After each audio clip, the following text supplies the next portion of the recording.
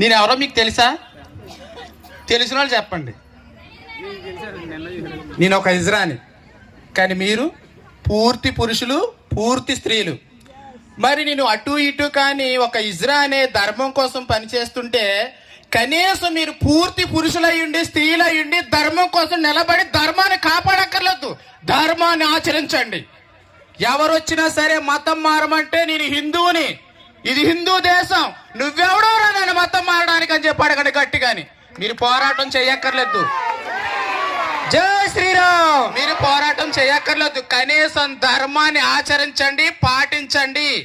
పరాయి మతాన్ని గౌరవించమంటే పరాయి మతంలోకి వెళ్ళిపోయి ప్రార్థన చేసుకోవడం కాదు.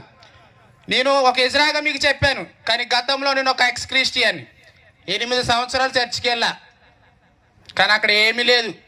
నా ముక్కు పుడక, నా పట్టీలు కూడా అమ్మేసి కానుకలు ఇవ్వడం కూడా జరిగింది.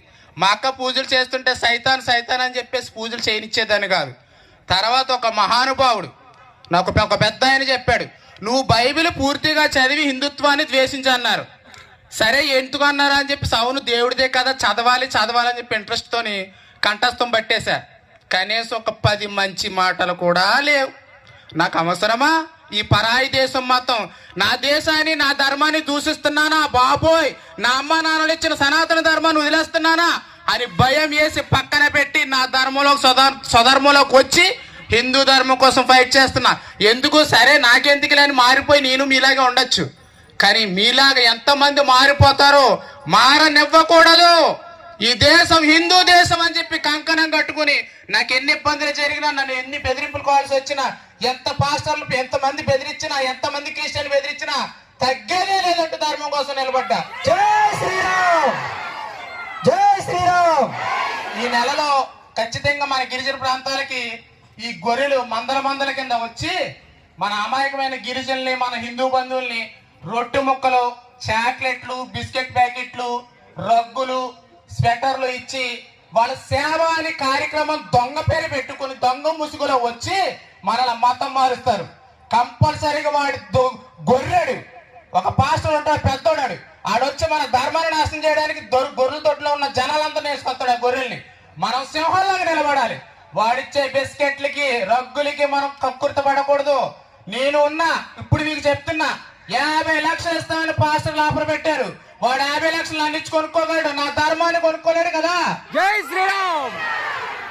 అలాగే మీరు కూడా వాడిచ్చే బిస్కెట్లకి, చాక్లెట్లకి కక్కుర్త పడి తీసుకోకుండా, నేను హిందువుని, నీకు కావాలంటే నేనే ఇస్తా, మరి రాముల వారి ప్రసాదం పెడతా, బొట్టెట్టుకు అని చెప్పానండి, దెబ్బకు దొబ్బేస్తారు.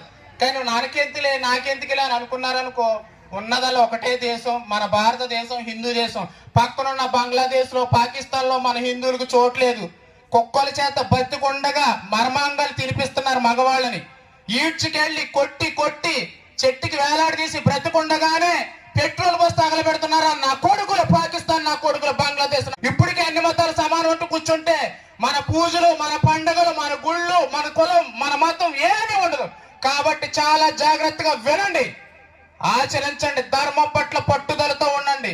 మనకు ఆరోగ్యం బాగోకపోయినా, ఇంట్లో సమస్యలు వచ్చినా వాళ్ళు వస్తారు, అదే చనువుకు తీసుకుంటారు వాళ్ళు. నన్ను కూడా అలాగే మతం మార్చారు కాబట్టి చెప్తున్నా, అనుభవంతో చెప్తున్నా. ఎటువంటి ప్రార్థన చేయడానికి వచ్చిన పక్కన ఇంటి పక్కన ఉన్న వాళ్ళు క్రైస్తవులు వచ్చినా సరే, మాకొద్దు, మా దేవుడు గొప్ప, నా రాముడు గొప్ప, నా శివుడు గొప్ప, నీ ప్రార్థన నాకు అక్కర్లేదు. నీ ప్రార్థనలో మీ యేసు పుట్టిన ఇజ్రాయెల్ దేశంలోనే యేసు దేవుడు అంటే 2 సంవత్సరాలు జైలు శిక్ష, అక్కడే యూదులు ఒప్పుకోలేదు. నేనెందుకు ఒప్పుకుంటాను? నేను హిందువులని చెప్పండి.